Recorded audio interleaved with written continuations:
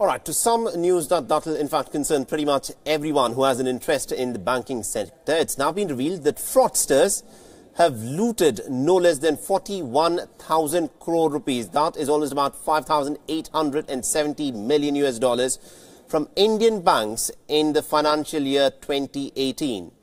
Now, this is revealed in data that has been released by India's central bank, the RBI.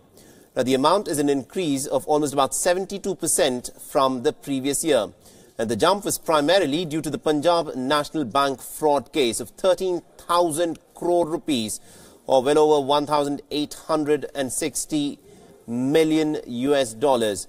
Now, the fraud involved fugitive businessmen Nirav Modi and Mehul Choksi, who are presently sitting in London and Antigua respectively. Now, the Indian banking system lost almost about 24,000 crore rupees, or a little less than 3 billion US dollars in the previous year. Now, despite the stringent monitoring and the very best that the RBI at this point of time is able to do, this is the amount of money that's in fact been lost by Indian banks due to frauds that have been committed.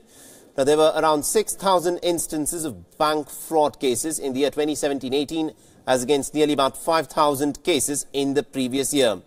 Now, this unfortunately has been a continuing trend for lending institutions during the last 4 years, and instances of fraud unfortunately have risen by almost over 4 times, where people have defaulted and have run out from the country.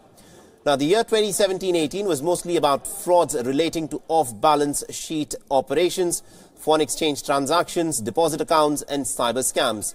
The banks lost almost about 110 crore rupees in terms of cyber fraud during the financial year 2017-18, as against 42 crore rupees the previous year.